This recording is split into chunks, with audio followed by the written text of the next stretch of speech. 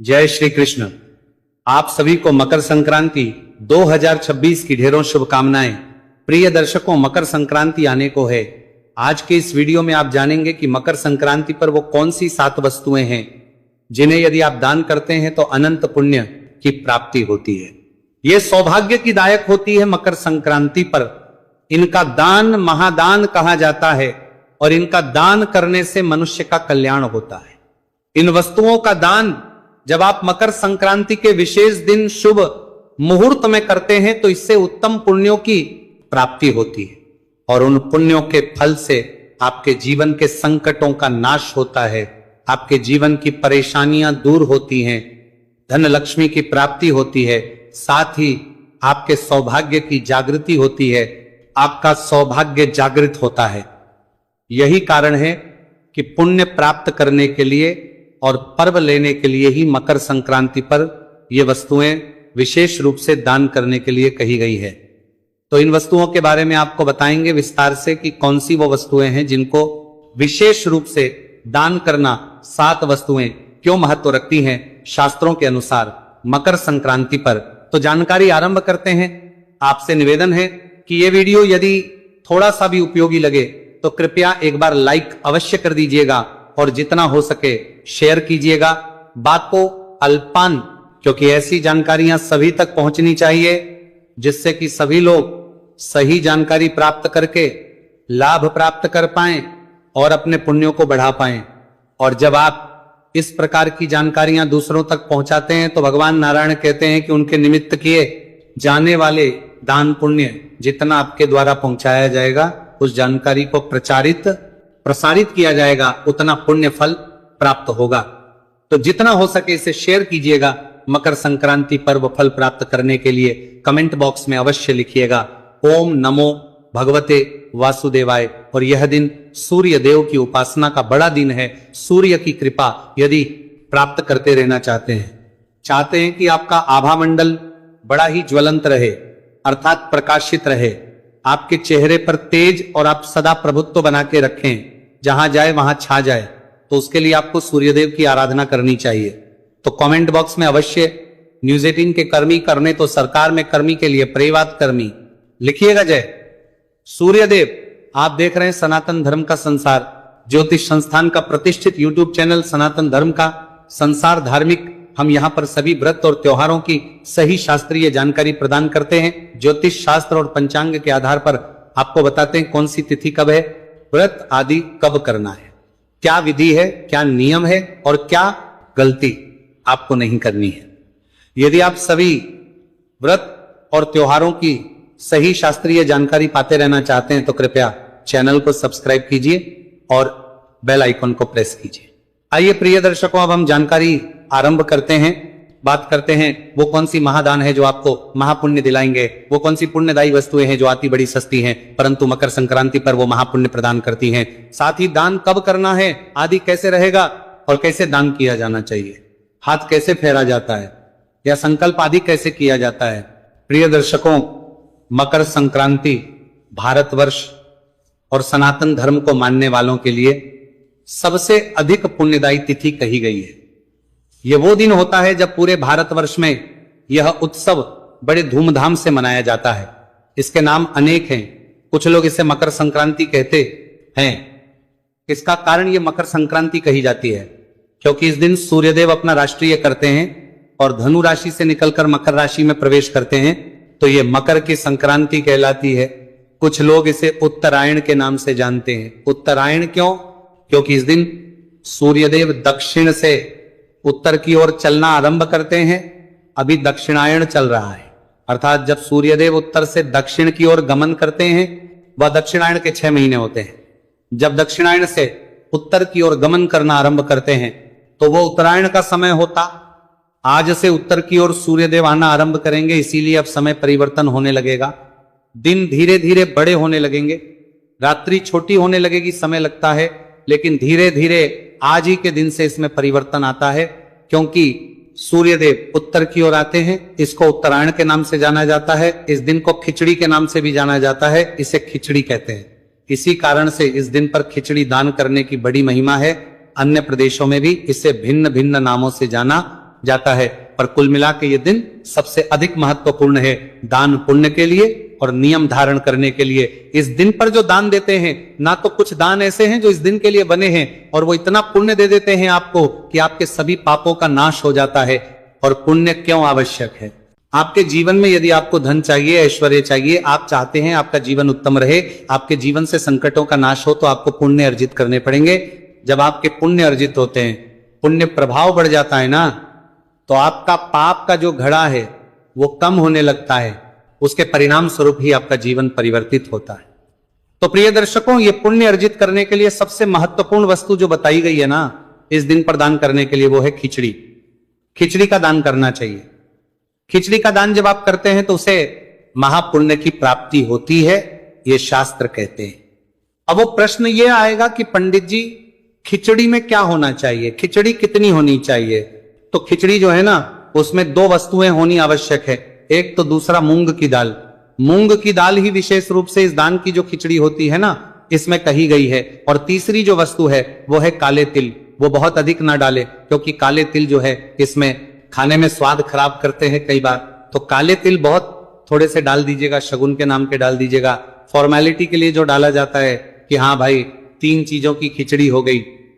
अच्छा, जो काले तिल डाल रहे हैं ना, वो एक चीज का ध्यान रखिएगा, जब आप काले तिल लेने जाए तो आप अगर पूजा पाठ की दुकान से काले तिल ले रहे हैं तो उसको बोलिएगा कि खाने के लिए चाहिए। कारण क्या है कि पूजा पाठ में जो काले तिल प्रयोग हो रहे हैं ना, वो काले तिल है ही नहीं, उनको काले रंग से रंग दिया गया है। इसीलिए आप जब उनसे मांगेंगे तो खाने वाले अलग से देंगे, क्योंकि ये जो पूजा में लोग लेके आते हैं, इनको अगर आपने खाने में प्रयोग किया तो ये आपके लिए हानिकारक हो सकता है, इनमें जहर भी हो सकता है, बहुत खराब आ रहे हैं। ये पूजा पाठ की वस्तुओं में जितनी ठगी आजकल जालसाजी चल रही है, नकली आ रही है ना, उतना और कहीं कुछ आ ही नहीं रहा है। आप देखिए, काले जो पूजा पाठ में हमारे पास आते हैं, कई बार कुछ यजमानों को मिल जाते हैं, वो तो ऐसे होते हैं कि जैसे हाथ में लगाओ ना तो पूरा हाथ काला हो जाता है, केवल रंग चढ़ा होता है उनके ऊपर।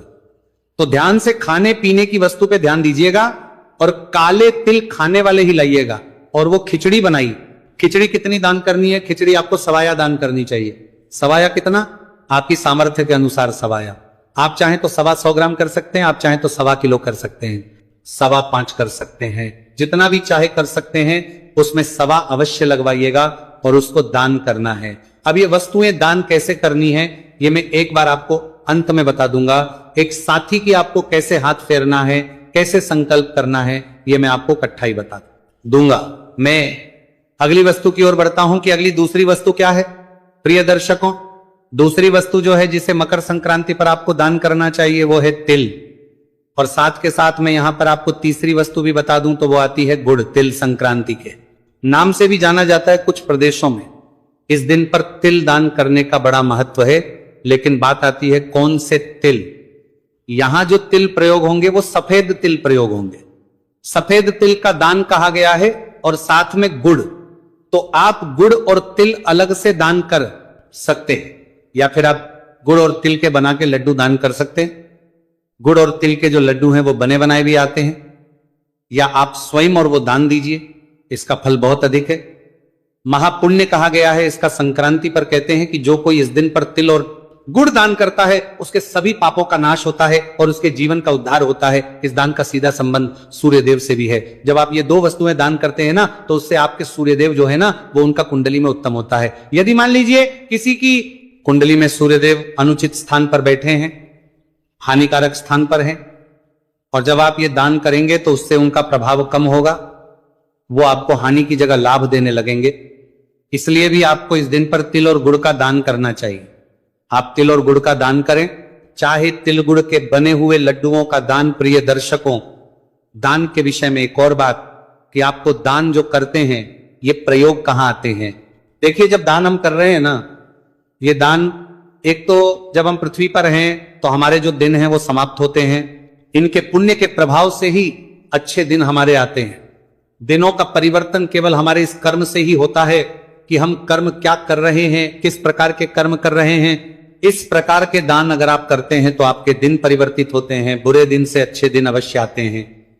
दूसरा, ये जो दान दिए जाते हैं ना, ये आपके इस दुनिया से चले जाने के बाद का जो मार्ग है ना, जब एक आत्मा पृथ्वी से प्रस्थान करती है, जब इस भूलोक से वो भगवान के धाम की यात्रा करती ना, वहां ये सभी दान काम आते हैं। आपने जो जो दान किया होगा वो सुविधा उस मार्ग में आपको मिलेगी। आपने जो दान नहीं किए होंगे वो सुविधा आपको नहीं मिलेगी। तो वो जो मार्ग है आपका इस पृथ्वी से जाने के बाद का, जीवात्मा का, यहां से अपने शरीर को छोड़ के भगवान तक जाने का, पहुंचने का जो मार्ग है ना, वो बड़ा कठिन भी हो सकता है और सरल भी। ये निर्भर करता है आपने कितने दान पुण्य किए हैं।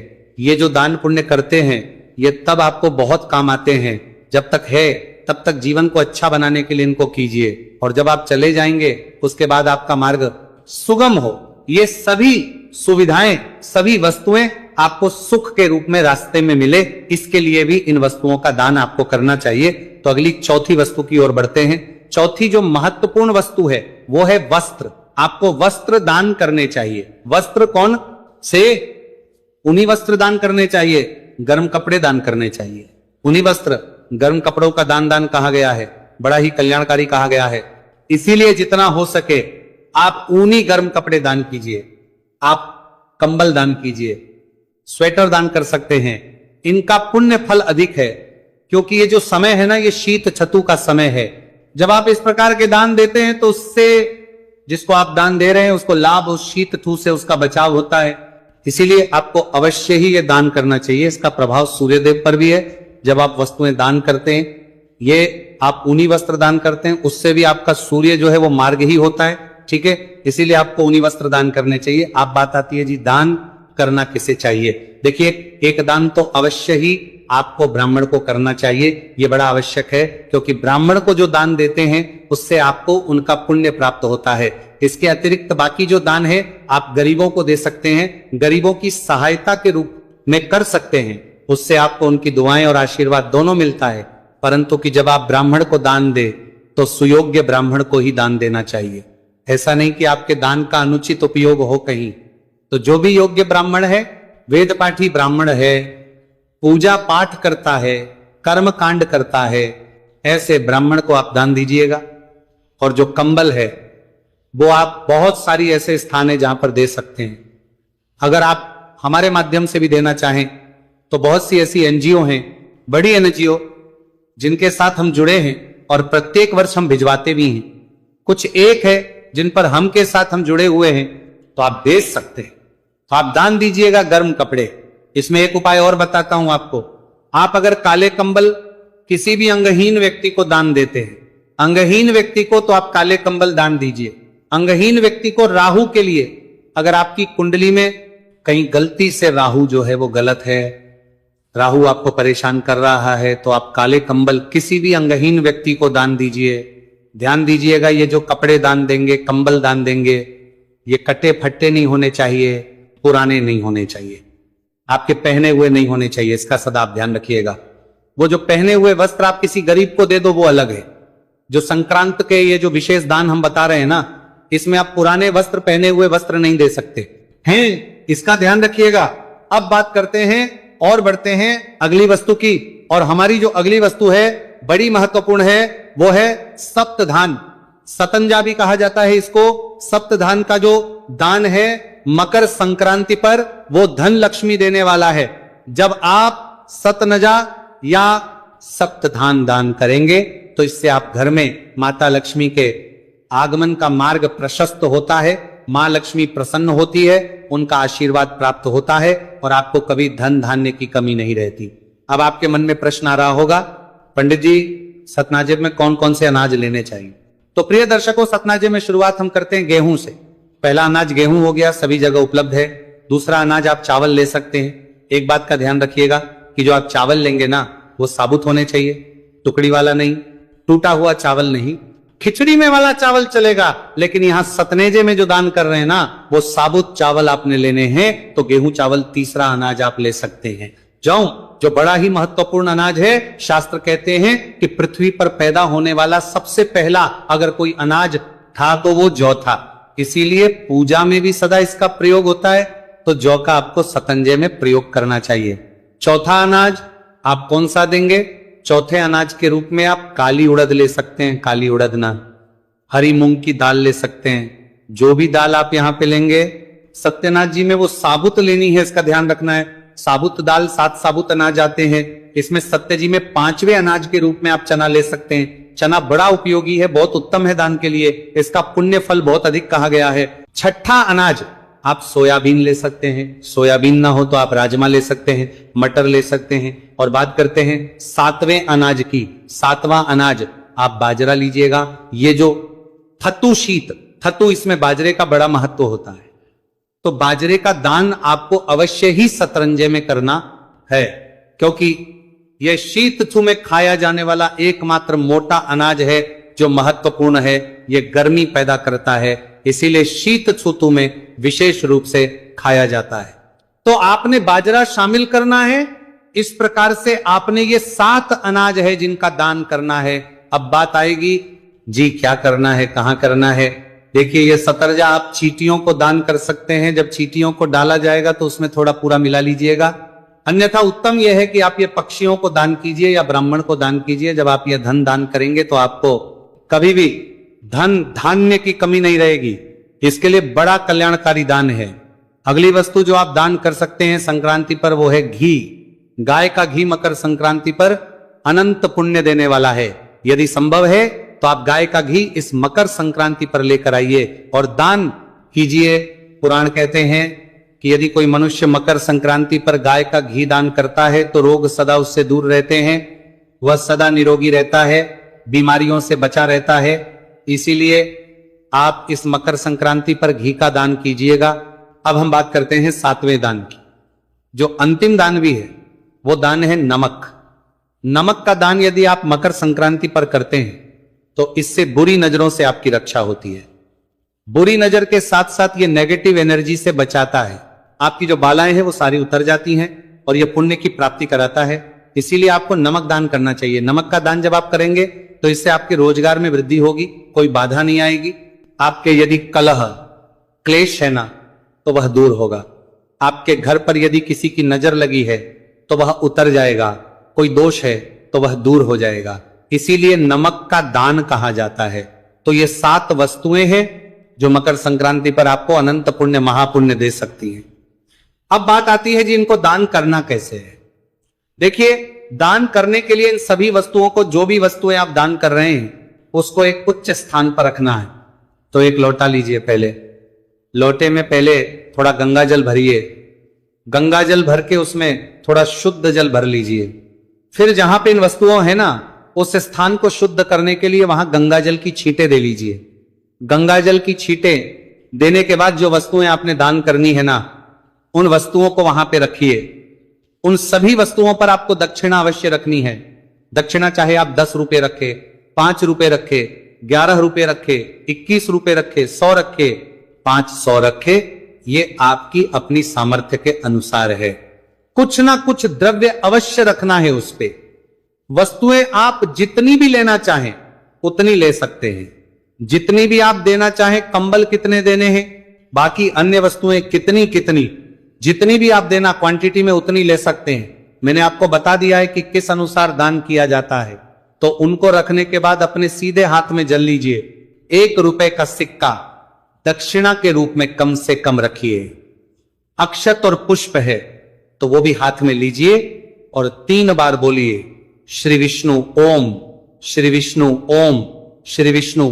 अपना नाम गोत्र जिस स्थान पर बैठकर संकल्प कर रहे हैं वहां का मकान नंबर, क्षेत्र का नाम, शहर का नाम, पुण्यतिथि और मकर संक्रांति बोलिए। श्री विष्णु और वस्तुएं हैं उनके चारों तरफ इस हाथ को घुमाइए और छोड़ दीजिए। इस प्रकार से संकल्प करके आपने ये वस्तु फिर दान करनी है। पहली वस्तु प्रयास करके ब्राह्मण को दान दीजिएगा। उसके बाद आप बाकी जिस भी किसी को देना चाहें उसे दान दे सकते हैं। योग्य व्यक्ति को दान दें जो इसका उपयोग कर सकें, जिसके लिए ये उपयोगी हो, जिसके लिए काम की हो, उनको ये दान देंगे तो उससे आपको अनंत पुण्य की प्राप्ति होती है। मकर संक्रांति के दान पर इसका एक और जो है साधारण विधि भी है। अगर आप संकल्प ना कर पाए तो केवल आप अपने हाथ में जल लीजिए का ध्यान कीजिए और उस जो वस्तुएं हैं ना उनके चारों तरफ घुमा के हाथ को और वो जल को छोड़ दीजिए। किस प्रकार से इसको कहते हैं, जब आप यह का कार्य कर देंगे उसके बाद फिर आप बाकी कार्य कर सकते हैं। सुबह सुबह आपने मकर संक्रांति का स्नान आदि करने के बाद ये का कार्य करना है और उसके बाद आप बाकी काम कर सकते हैं। देने का काम ये बाद में भी किया जा सकता है। ऐसा नहीं कि इनको बांटने के बाद ही आप अपने बाकी काम करेंगे, बांट आप इनको बाद में भी सकते हैं, पर ये जो का कार्य है ये आप सुबह सुबह कीजिएगा। अब बात करते हैं कि ये कार्य करना कब है। देखिए 7:14 पर इस दिन सूर्योदय हो रहे हैं। कुछ प्रांतों में थोड़ा देर से भी हो सकते हैं, ये दिल्ली के अनुसार समय है। 9 बजे के बाद 9 बजे से 9:07 से और 10:20 तक का समय जो है वो इस दान पुण्य के लिए उत्तम समय है। जो मकर संक्रांति का हम पुण्यकाल की बात करें तो पुण्यकाल जो कहा जाता है ना, मकर संक्रांति का तो मुहूर्त चिंतामणि के अनुसार वो संक्रांति के क्षण से और 16 घंटे लगभग 6 घंटे का होता है। परंतु ये क्योंकि सूर्यास्त के बाद का समय गिना नहीं जाता है, इसीलिए पूरे दिन का समय जो है पुण्यकाल के रूप में होता है। विशेष अति पुण्यकाल का समय जो है वो समय होता है जब सूर्यदेव राशि से निकलकर दूसरी राशि में जाते हैं। तो मकर राशि में जो सूर्यदेव प्रवेश करेंगे वो पुण्यकाल का समय रहेगा 3:07 से और 3:31 तक। ये जानकारी थी उन सभी 7 दानों की जो आपके लिए अनंत लाभदायक हो सकते हैं, महापुण्यकारी हो सकते हैं। इनका लाभ लीजिए। 14 महादान जो मकर संक्रांति के कहे गए हैं उनका भी वीडियो जो है चैनल पर उपलब्ध है, उसका लाभ अवश्य लीजिएगा। कुछ और पूछना चाहें